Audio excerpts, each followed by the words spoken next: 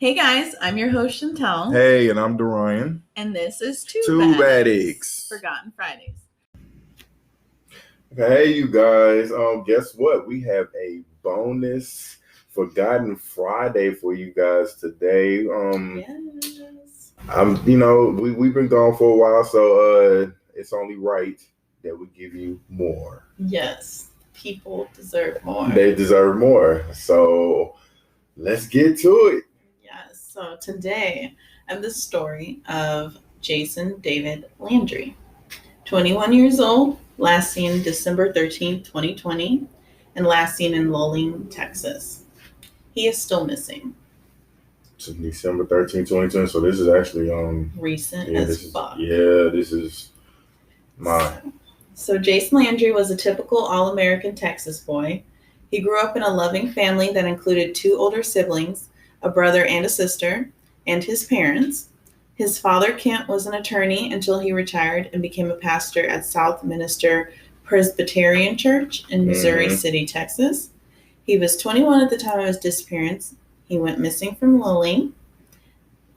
Yeah, in Luling, Texas. Am I saying it wrong? I keep saying Luling. Is it Luling? It's Luling. Oh, well, sorry. Better you than them. Like I said, he hasn't been heard from since, basically. When Jason graduated from high school, he attended regular university, but transferred to Texas State University in San Marcos. Yeah. It was his first year at Texas State University at the time of his disappearance. He was working towards being accepted into the university sound recording technology program. Oh, okay. Sounds like a good career. Yes, and shout out to Texas State University. That's where I went. He was on his way home to Missouri City for the winter break. And he was going home to visit family, basically, like a regular guy in college. Yeah, it sounds like that was the the holiday break. Yeah. Right? Yeah. Yeah, so around December 13th, got 2 weeks off. Yeah. Something like that. Mm-hmm. So on December 13th, Jason left his San Marcos apartment at 10:55 p.m. Just after midnight on December 14th, his car was found crashed and abandoned on Salt Flat Road, about 30 minutes away from his apartment. Most of his personal items were left behind, including clothing, his cell phone, wallet, and backpack. So we have a disappearance. So it sounds like. Straight up disappearance. Okay. The vehicle was found with the lights on, the keys were in the ignition, and the passenger's side door was locked. But Jason was nowhere to be found. Investigators believe the crash only involved Landry's car and was likely caused by overcorrecting on a gravel road. His vehicle then spun off the road, hitting a couple of trees and barbed wire fence. So he just lost control, and from what was said, his belongings were there still? Correct. So all of his belongings were still there. You want to know what else I just noticed? He left at 10:55, so basically like 11 o'clock, right? Mm-hmm. This is only 30 minutes later, but the car is found after midnight? Mm-hmm. So that's a whole, hour? Yeah, this happened quickly. Yeah, but yet there's that time. Okay, I guess we'll come back to that. Mm-hmm. So his car was impounded by the Texas DPS troopers who worked the crash report. At 5 a.m., his father, the registered owner of the car, went to the impound yard and found Jason's cell phone between the driver's seat and the center console. His father then went to the scene of the crash and found Jason's clothing in the road, about 900 feet from the crash site. Investigators believe Jason was wearing the clothing before the crash and found no sign that they were forcibly removed. So no body, no physical body or anything like that, but his clothes was up the road a little, as if you took them off and just left them there. Right. Which is weird. Well, I'm saying off top, this already sounds like an abduction. An abduction, yeah. I mean, what was he, 21, right? 21 years old. Perfectly good health, nothing wrong with you, and you just take your clothes off and walk off and leave life. Right. Why can't you take your clothes? Or any of your items that were in the car. Because you don't run away with nothing. Exactly, yeah. So That is when authorities found Jason's backpack, some toiletries, and a tumbler with his dead betta fish inside near the crash site, north of where his father found his clothing. And this is due to the first responders not entering the car when it was found. It was first towed to an impound yard. So everything, what am I talking about here? So his dad found everything first since he was the one that went to get the car. Okay. So basically the first responders did not look in the car, did not check anything when they first got there. They just impounded the car. And so his dad had to go to the impound yard to find everything and then be like, hey, cops, can you go check there? I found some shit. Once again, can we do our job? It is so set right now that Texas cops do not work. They don't have the time. Like, what is going on? Like, I don't know procedures. Maybe that's not a procedure. I don't know. I don't want to talk about nobody's job, but looking in the car is this. If there's no body there, I'm just saying the bags could have been done better. I think we all think. We all think. Oh, that's funny. Yes. So authorities used Jason's cell phone to track his route the evening he disappeared.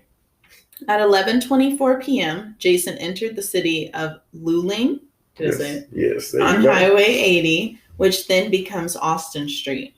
Going through the intersection of Hackberry Street, he then stopped using the Waze navigation app. Did I say that right? Waze navigation app? I remember that app. Remember it would show you where cops were and stuff?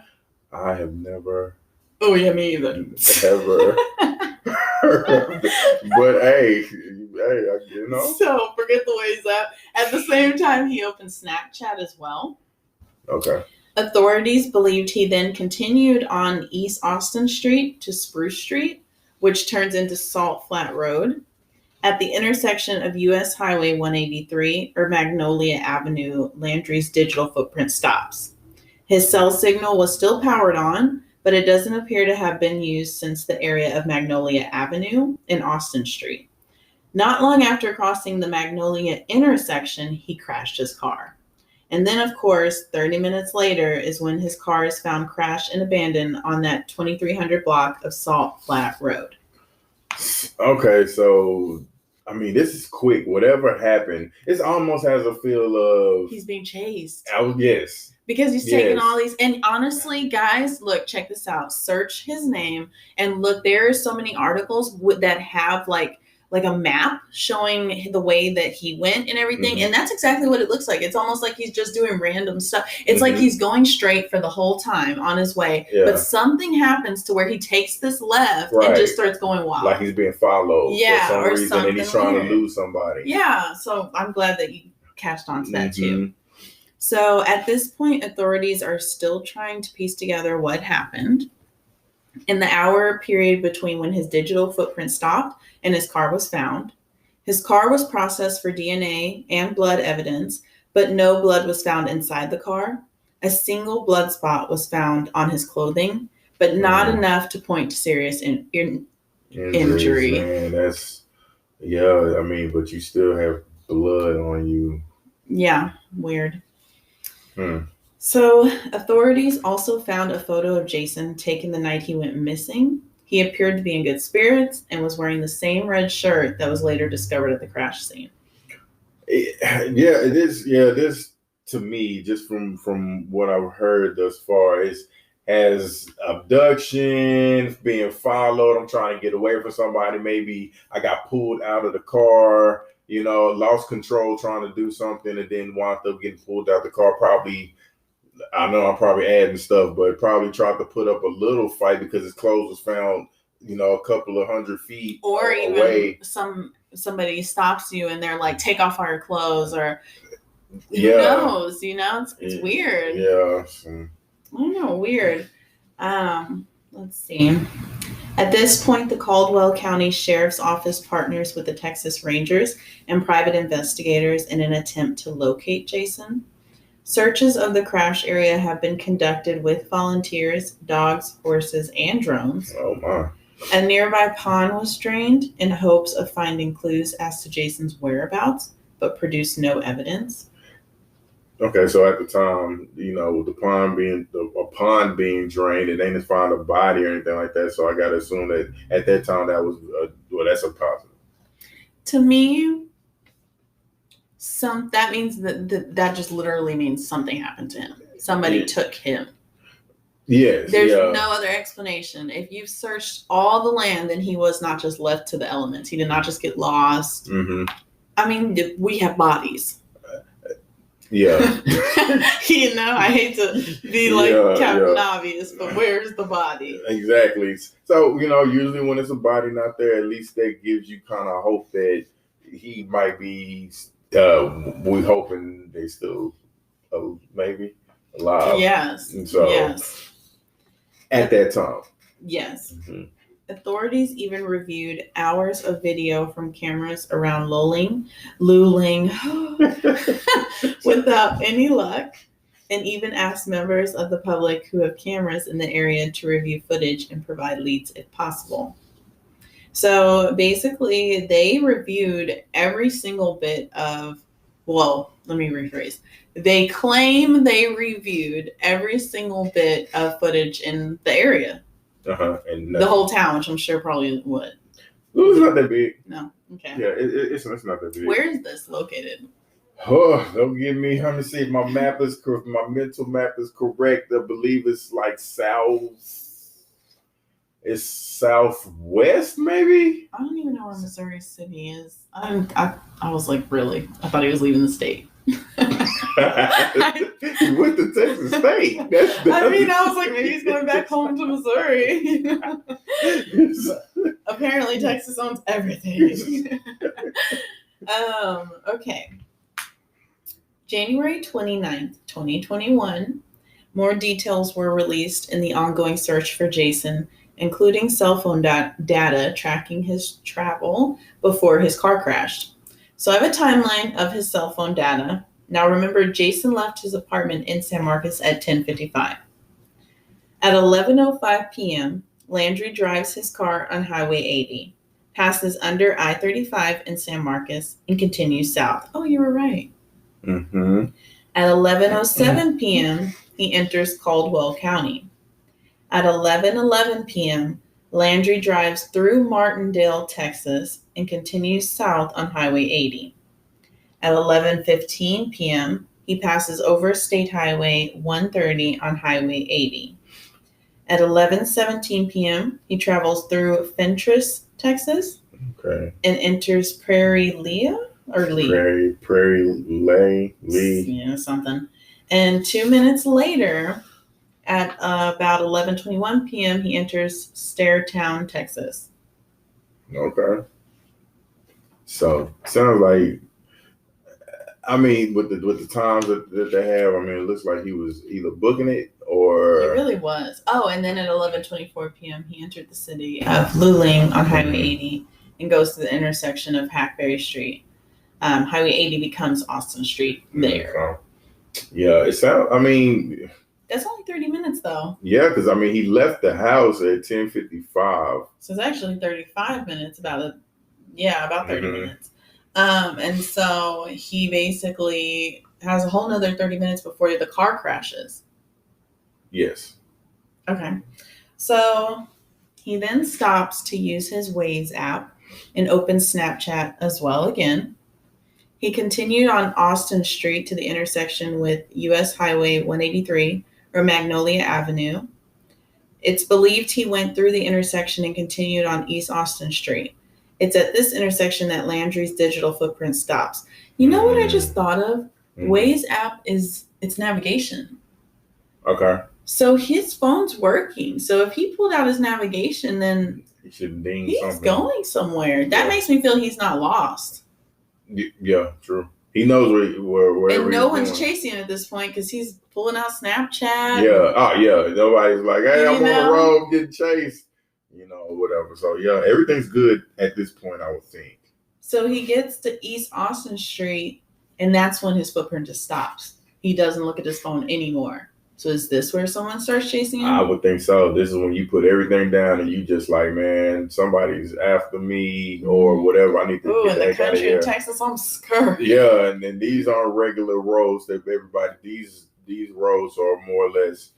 They're not 35. You know what I mean? They're dirt type of one way on one side and one, like that type of roads.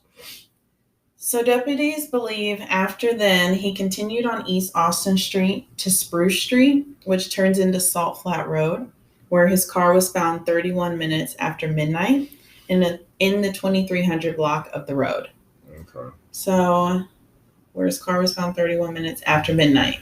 So again, we're still missing like a whole 30 minutes pretty much. That's when everything took place. Yeah, I guess so. Yeah, that's when all the bad stuff. He got whatever happened. Yeah. And this is where investigators are trying to figure out what happened. In the approximate 67-minute window between his cell phone data stopping and the discovery of the crash. Well, what do they mean? Yeah.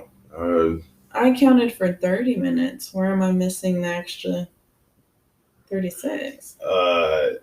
Maybe they talking about it as a whole. Oh, because, okay, I see. Yeah. So basically around 11:30 is when he's here, and then that's it. And they don't find it until 30 minutes after 12. Right, yeah. Is that correct?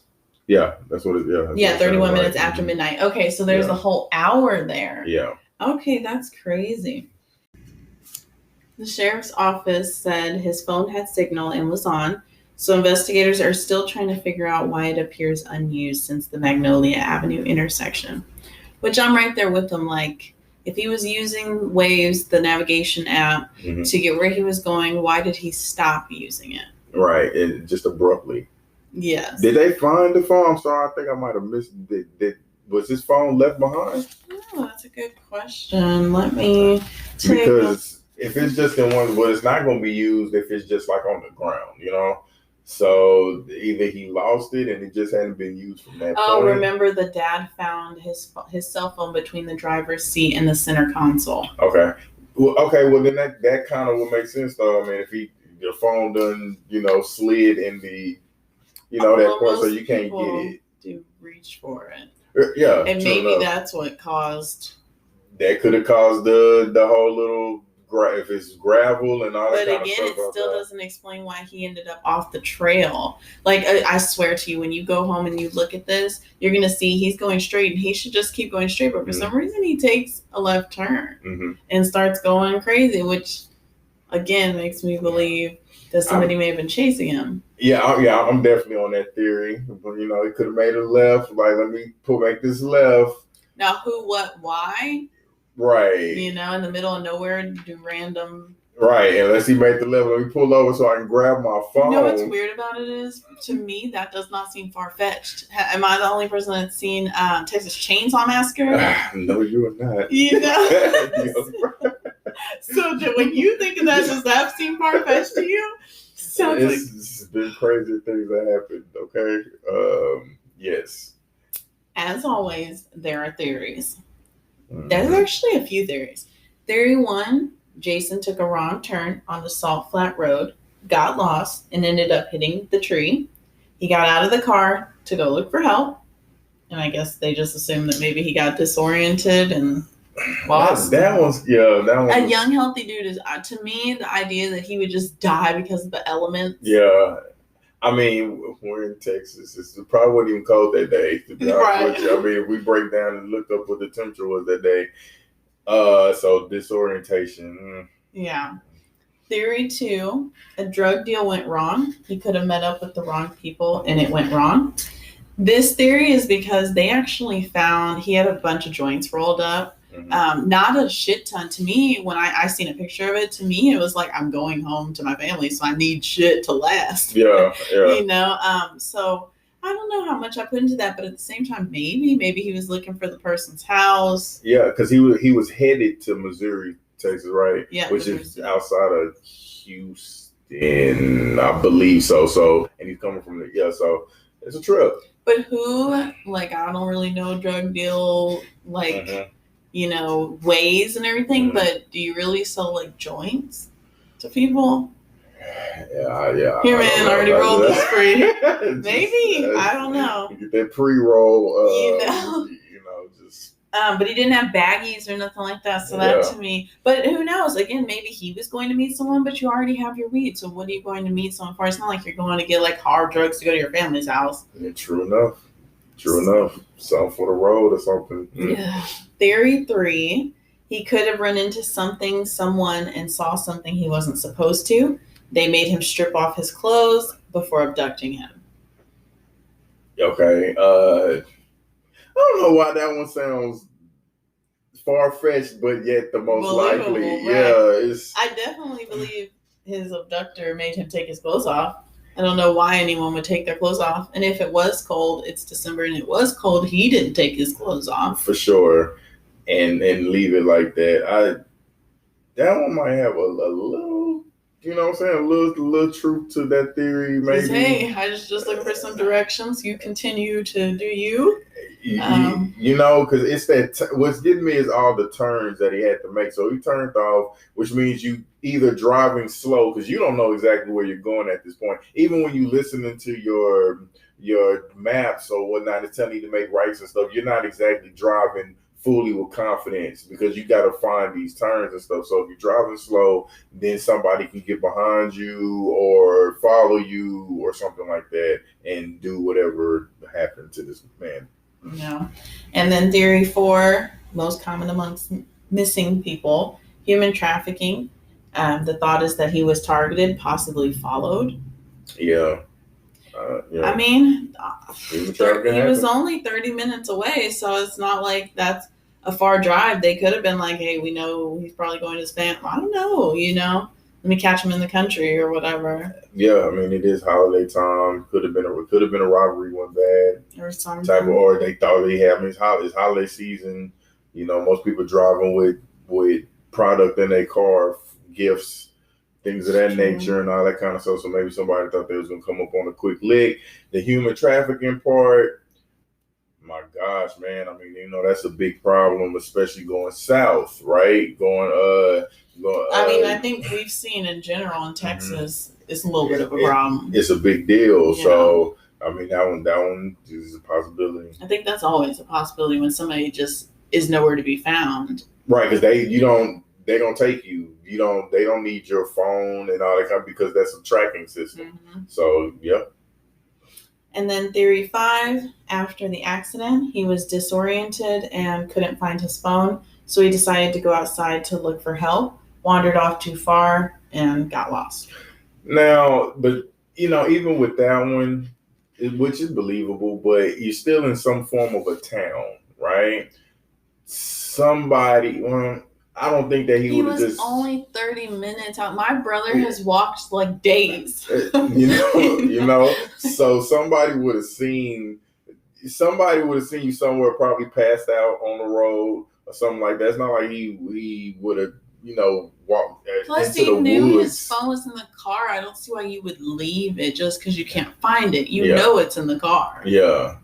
So that one might be the far-fetched. And if you don't find blood in the car, how hurt could he have been? Right. And what would have made him take his clothes off? Exactly. And throw his stuff down the street. You don't do that. Yeah, like walking off stripping piece by piece. Or even like, I don't know. That one to me is like the most far-fetched one because, again, he's 21 years old. He's in perfect health. I mean, I've known people, sadly, have gotten much more hurt, much more hurt, and literally totally fine. So to think that he just got so hurt, but yet there's no blood and all that, I don't know. I just don't think that makes sense. Yeah, and apparently he wasn't knocked out for hours or anything because all this happened within what they say the 67 minute window, an hour and 7 minute window. So. I mean, I guess you can't rule out concussions and all. I mean, you can't really rule out none of them because it's just theories. But that one there is probably the weirder of them all.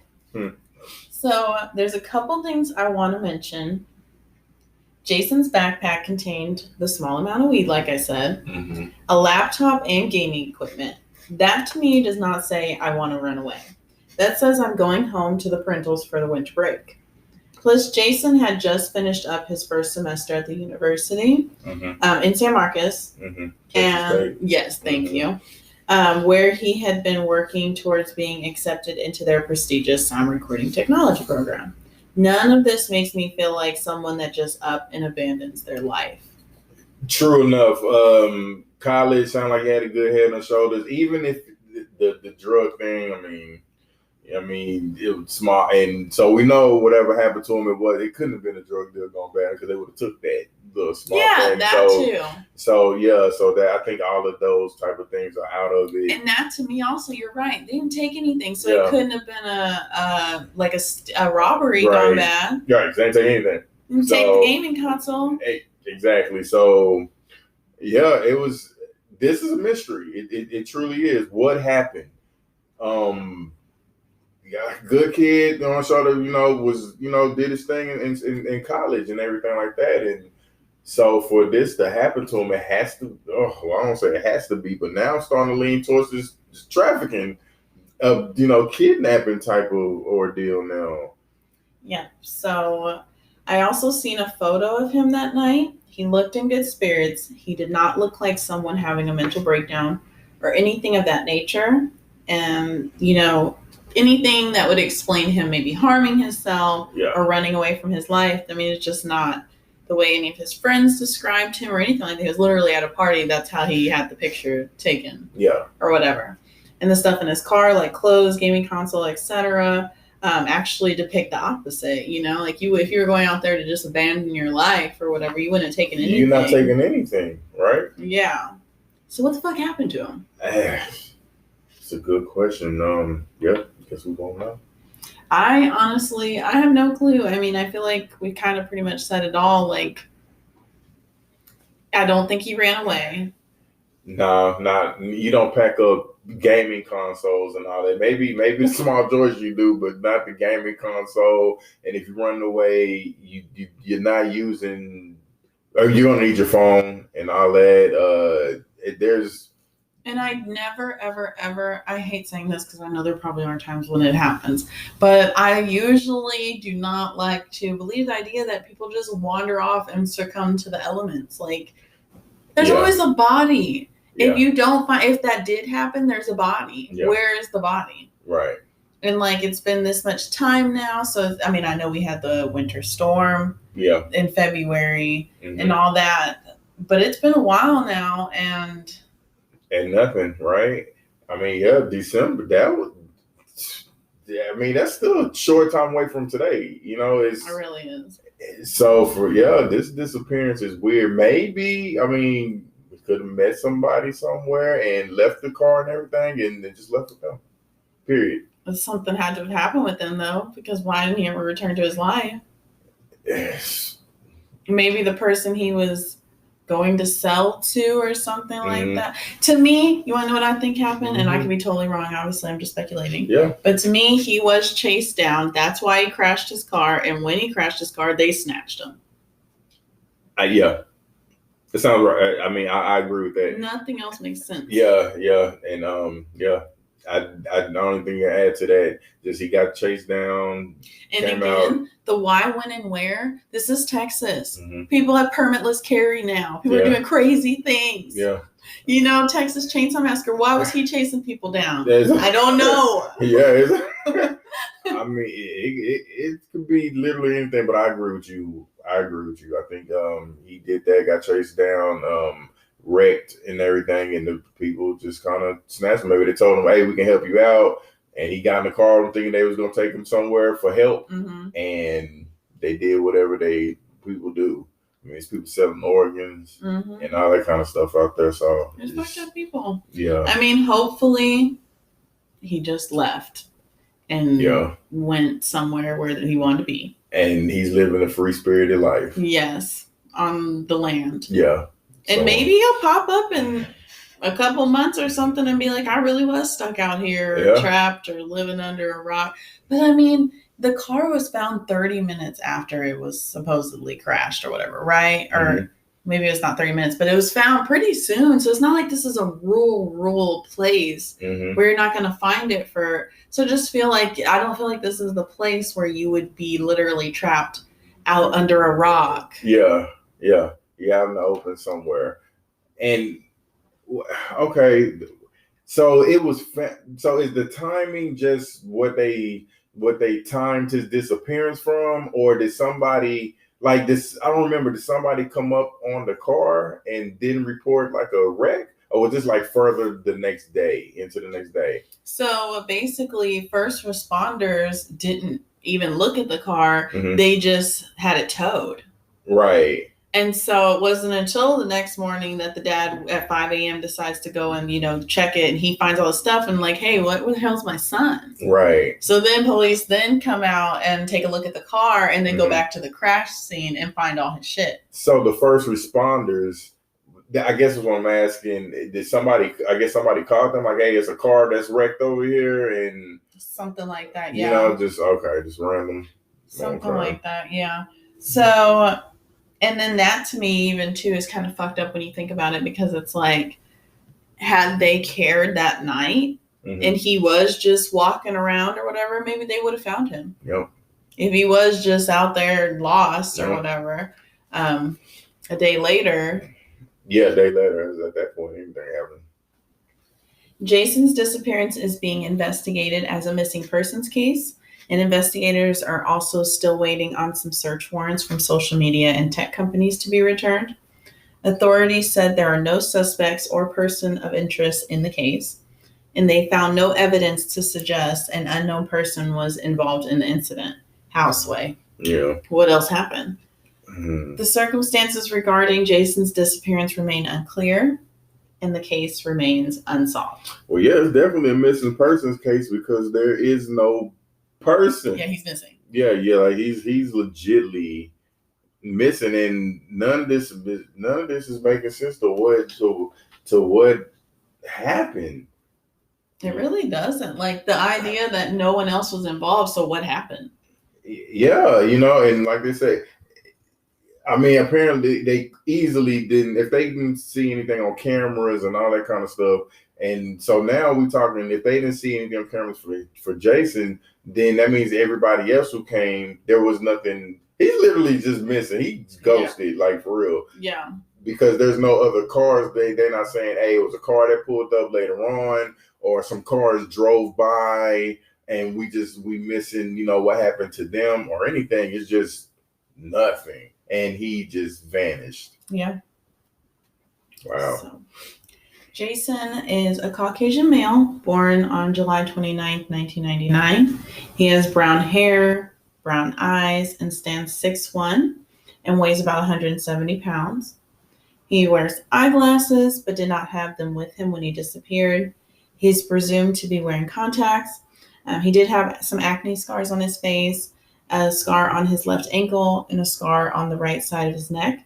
If you have any information regarding the disappearance of Jason Landry, please contact the Caldwell County Sheriff's Office at 512-398-6777 or the anonymous tip line at 726-777-1359. As always, it's fucked up that we have somebody missing, forgotten, but hopefully solved one day. Yes, and I can only imagine what his family's going through and everything. So, yeah, if anybody has any information, please reach out. I mean, anything and all things help. This is a true mystery right here. This disappearance. It really is. It makes no sense. Nothing adds up. Yeah, nothing is adding up to this. So please, if anybody knows anything or can help in any possible way, please do so. And that's all I have for you today on our episode of Forgotten Fridays bonus episode. Yes. That's a bonus right here. Go ahead and check us out on Friday. I've got another mystery. Yeah. Coming up. Crazy mystery. And expect a bonus Tube Addicts episode. Oh, yeah. Y'all know how we do for Tube Addicts. About to get our opinions on some good stuff that we watched lately. And yeah, check it out. All right, now I got to put my kids to bed. So bye, guys. Bye.